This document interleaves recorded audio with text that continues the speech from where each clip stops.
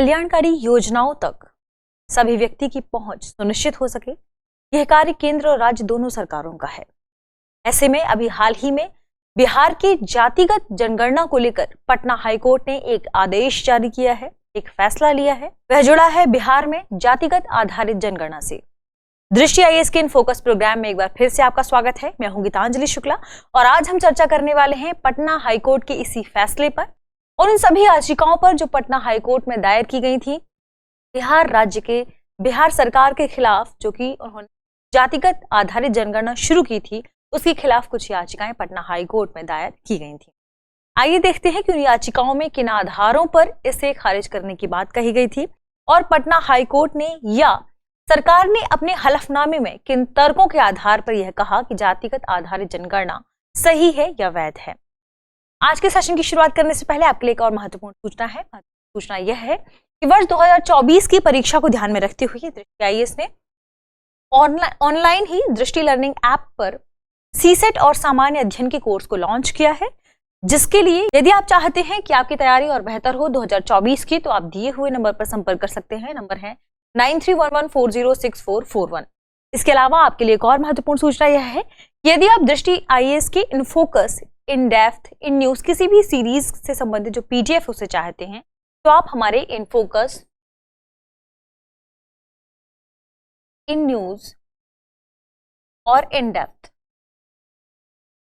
दृष्टि IAS channel पर, एक टेलीग्राम चैनल है, आप इस पर कर सकते हैं और इसकी पीडीएफ प्राप्त कर सकते हैं। पीडीएफ 1-2 दिन बाद आपको प्रोवाइड कराई जाएगी, यानी हर एपिसोड के अगले या उसके अगले दिन से आपको दे दिया जाएगा। चलिए आज के सेशन की शुरुआत करते हैं और सबसे पहले देखते हैं कि हम किन खास बिंदुओं पर चर्चा करने वाले हैं। सबसे पहले जानेंगे हम यह खबर महत्वपूर्ण क्यों है, इसके बाद यह खबर चर्चा में क्यों आ गई है, इसके बाद जानेंगे कि अभी तक जातिगत आधारित जनगणना से संबंधित बिहार राज्य में क्या स्थिति थी, पटना हाईकोर्ट ने इससे पहले क्या आदेश दिया था, इसके बाद कैसे यह मामला सुप्रीम कोर्ट तक पहुंचा।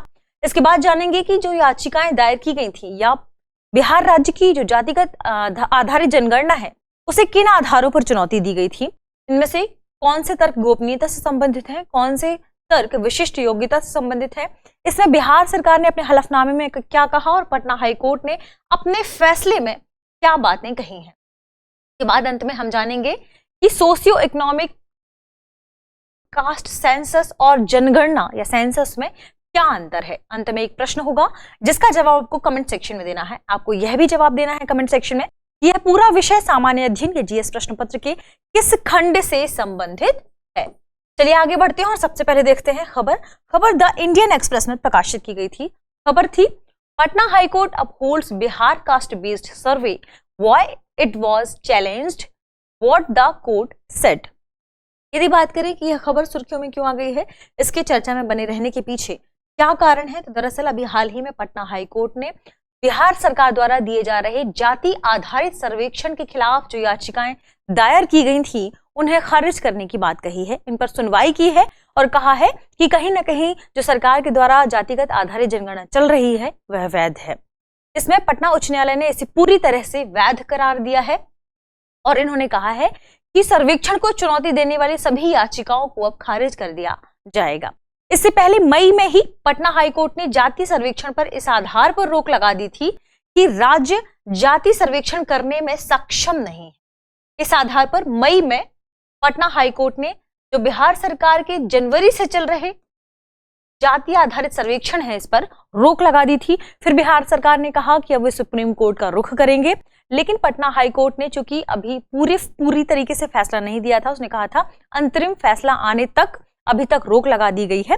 तो फिर बाद में पटना हाईकोर्ट ने वापस से सुनवाई की उन सभी याचिकाओं पर और फिर गहन विचार विमर्श के बाद वो एक फैसले पर पहुंचे हैं जिन पर आज हम चर्चा करने वाले हैं। सबसे पहले जानते हैं कि अब तक की स्थिति क्या थी बिहार में। दरअसल जनवरी में बिहार सरकार ने जाति पर डेटा एकत्र करने और प्रकाशित करने के लिए घरों का सर्वेक्षण करना शुरू कर दिया था, यानी घर जाकर बिहार राज्य में जातिगत आधारित जनगणना शुरू हो गई थी, जिसमें हालांकि यह बात निकलकर सामने आ रही थी कि लोग स्वेच्छा से अपनी जानकारी देना चाह रहे हैं। यदि वे नहीं भी देते तो सरकार उन्हें बाध्य नहीं करेगी जबरन कि वे अपनी जानकारी उन्हें दें। इस सर्वेक्षण का मुख्य उद्देश्य क्या है? सर्वेक्षण का मुख्य उद्देश्य है कि राज्य के सभी वर्गों के सर्वांगीण विकास को सुनिश्चित करना, यानी बिहार सरकार सभी जो भी राज्य में जितने भी वर्ग के लोग रह रहे हैं, जिन जिन जातियों की जातियों या खास विशेष समुदाय के लोग वहां रह रहे हैं। यदि सरकार की ऐसी कोई लोक कल्याणकारी योजना चल रही है जो खास विशेष वर्ग समूह से संबंधित है, तो उन योजनाओं का लाभ ले पाने में वे कितने सक्षम हैं, उनके विकास के लिए और क्या क्या कार्य किए जा सकते हैं, इन सभी को ध्यान में रखते हुए बिहार सरकार ने इस जातिगत आधारित जनगणना को शुरू करने की बात कही थी और उसका उद्देश्य उन्होंने यही बताया था।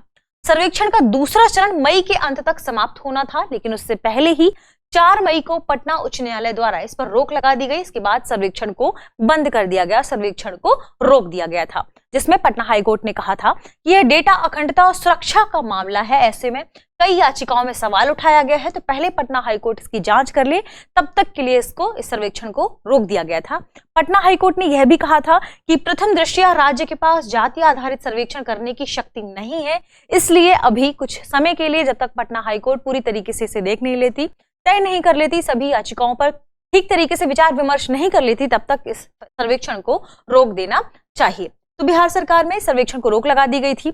इसमें पटना हाईकोर्ट ने कुछ और मामले भी बताए थे, जिसमें याचिका में कहा गया था कि यह निजता के अधिकार पर चिंता व्यक्त करता है। हो सकता है कि आप जिन व्यक्तियों का डेटा कलेक्ट कर रहे हैं वे उनकी निजता का उल्लंघन हो। इसमें पटना हाईकोर्ट ने सुप्रीम कोर्ट के वर्ष 2017 के फैसले, जो कि पुट्टा स्वामी बनाम भारत संघ मामले से संबंधित है, इसमें सुप्रीम कोर्ट के फैसले पर उन्होंने कहा कि जो कि 2017 के फैसले में सुप्रीम कोर्ट ने निजता के अधिकार को अनुच्छेद 21 के तहत जीवन के अधिकार का पहलू माना था, इसलिए निजता का अधिकार अपने आप में महत्वपूर्ण है, बड़ा है। तो ऐसे में आप किसी की निजता के अधिकार को ध्यान में रखते हुए ऐसा कार्य नहीं कर सकते हैं। इन आधारों पर पटना हाईकोर्ट ने बिहार राज्य में जातिगत आधारित जनगणना को रोक दिया था।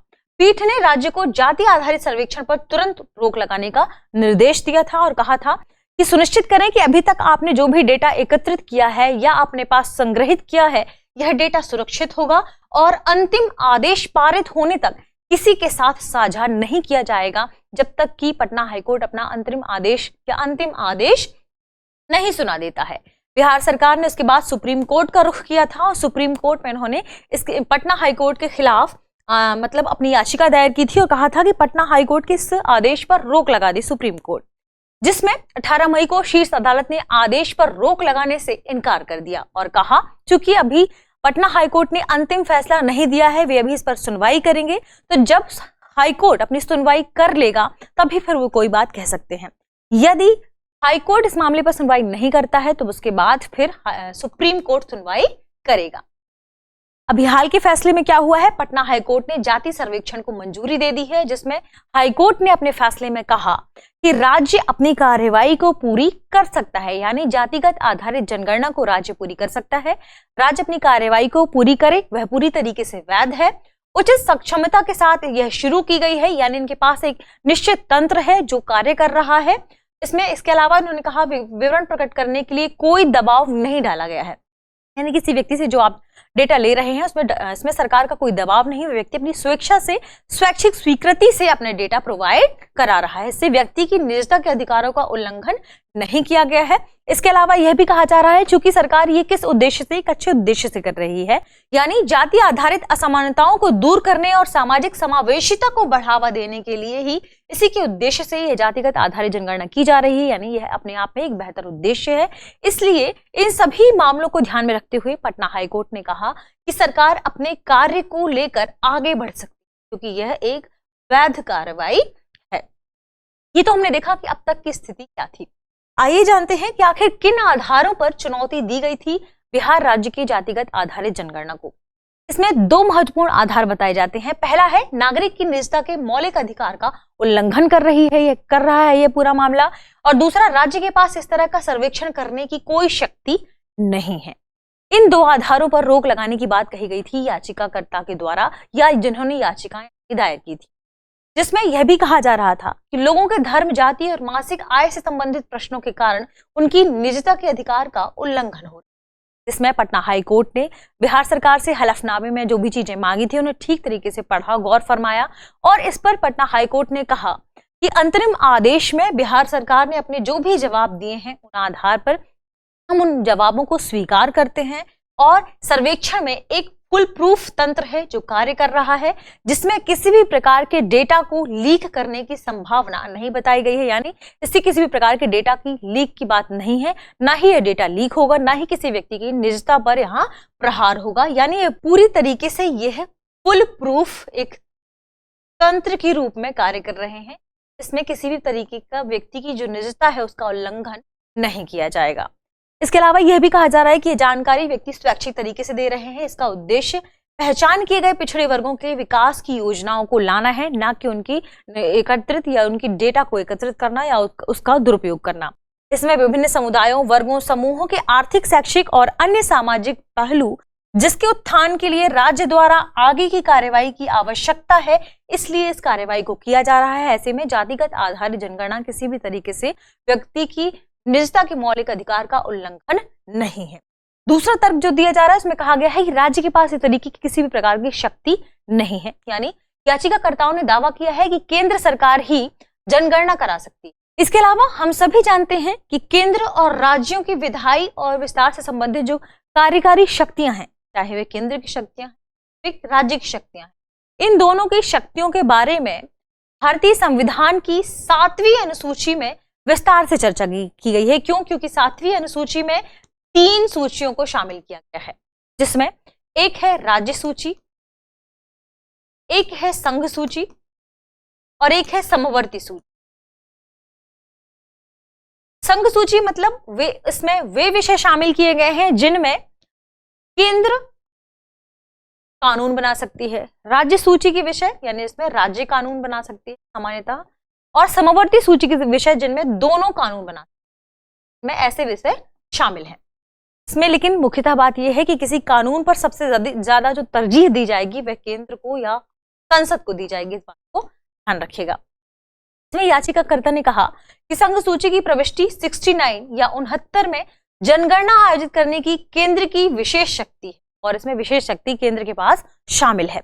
जिसमें बिहार सरकार ने अपना तर्क क्या दिया, उन्होंने कहा कि अनुच्छेद 73 के तहत में लिखा गया है कि केंद्र की शक्ति उन मामलों तक फैली हुई है जिन पर संसद के पास कानून बनाने की शक्ति है।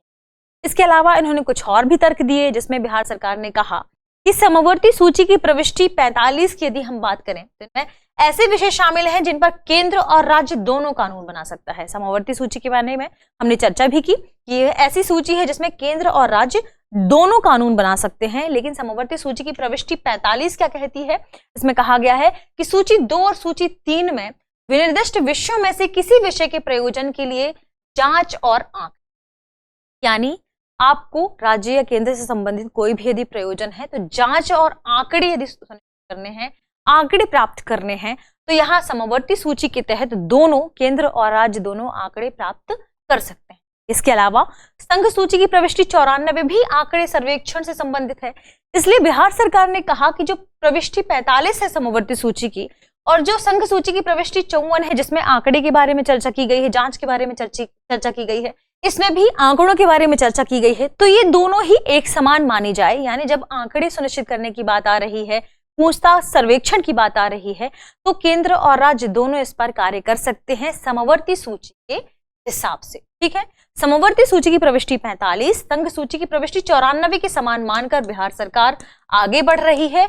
और ऐसा कार्य क्यों किया जा रहा है? अंततः लोगों की भलाई के लिए, लोक कल्याण के लिए। इसमें राज्य का कोई हित नहीं है, इसलिए ऐसा कहा जा रहा है कि इसे दे देनी चाहिए इसकी परमिशन बिहार सरकार को, जिसमें अभी हाल ही में पटना हाईकोर्ट ने दे भी दी। यानी समवर्ती सूची की प्रविष्टि 20 पर यदि हम चर्चा करें तो इसमें लिखा गया है कि इसके तहत सूचीबद्ध आर्थिक और सामाजिक नियोजन लक्ष्यों को प्राप्त करने के लिए, विवरणों को सत्यापित करने के लिए आंकड़े एकत्र करने की शक्तियां, समवर्ती सूची में आंकड़े एकत्रित करने की शक्तियां दोनों को दी गई हैं। इसलिए बिहार सरकार ने तर्क दिया है कि यदि आप आर्थिक और सामाजिक नियोजन के लक्ष्यों को ध्यान में रखते हैं, आप लोक कल्याणकारी राज्य के बारे में सोच रहे हैं, लोक कल्याणकारी योजनाओं के बारे में सोच रहे हैं, तो यहाँ पर आंकड़े एकत्रित करने की जो शक्तियां हैं समवर्ती सूची के विषय के तहत राज्य के पास भी हैं और केंद्र के पास भी हैं। इस आधार पर बिहार सरकार जातिगत या जाति आधारित जनगणना कर रही है और बिहार सरकार ने इसी तरीके के अपने तर्क भी दिए हैं। अब आइए जानते हैं कि जनगणना और सोशियो इकोनॉमिक कास्ट सेंसस या सामाजिक आर्थिक जातिगत जनगणना में क्या अंतर है। जनगणना की बात करें तो यह भारतीय जनसंख्या का एक चित्र प्रदान करती है कि भारत में कितनी जनगणना है, कितनी संख्या मौजूद है। लेकिन यदि हम बात करें SECC की, तो SECC राज्य सहायता के लाभार्थियों की पहचान का एक उपकरण है। यानी राज्य किन्हें सहायता प्रोवाइड करा रही है, किन किन योजनाओं, किन किन पॉलिसी के तहत उन्हें किन वर्गों पर अधिक ध्यान देने की जरूरत है ताकि वे मुख्य धारा में आ सकें, इसके लिए की जाती है SEC socio economic caste census. इसके अलावा जनगणना 1948 के जनगणना अधिनियम के अंतर्गत आती है, इसलिए सभी डेटा को गोपनीय माना जाता है। जबकि यदि हम बात करें सोशियो इकोनॉमिक कास्ट सेंसस की, तो यह इसमें दी गई सभी व्यक्तिगत जानकारी सरकारी विभागों द्वारा परिवार को लाभ देने या प्रबंधित करने की उपयोग के लिए खुली है, ओपन है। इसलिए यहाँ पर SECC लोगों के लिए है, लोगों के हित के लिए है, ना कि किसी खास वर्ग या विशेष के लिए या किसी राज्य के लिए। ऐसे में जनगणना और जो सामाजिक आर्थिक जातिगत जनगणना है, इनमें इन अंतरों को स्पष्ट किया गया है और कहा जा रहा है। अंत में पटना हाईकोर्ट ने कह भी दिया, चूंकि राज्य एक वैध तरीके से फुल प्रूफ तंत्र के साथ कार्य कर रहा है, लोगों की निजता का ध्यान रखा गया है, क्योंकि स्वैच्छिक रूप से लोग ये अपनी जानकारी दे रहे हैं, तो राज्य इसमें ठीक कार्य कर रहा है, ठीक तरीके से आगे बढ़ रहा है। उन्होंने बिहार राज्य को जातिगत आधारित जनगणना करने की परमिशन दे दी है। अब आगे बिहार राज्य अपना कार्य सर्वेक्षण पूरा कर सकेगा। अब आइए देखते हैं आज के सेशन पर आधारित हमारा प्रश्न है, KS पुट्टास्वामी बनाम भारत संघ मामले में सुप्रीम कोर्ट ने 2017 के अपने फैसले में किस अनुच्छेद के तहत निजता को जीवन के अधिकार का एक पहलू माना है। हमारे ऑप्शन है अनुच्छेद 19, अनुच्छेद 20, अनुच्छेद 21 या अनुच्छेद 22। इस प्रश्न का सही जवाब कमेंट सेक्शन में देना ना भूलें। मिलते हैं हमारे अगले विषय के साथ, अगले टॉपिक के साथ। तब तक पढ़ते रहिए, रिवीजन करते रहिए। शुक्रिया।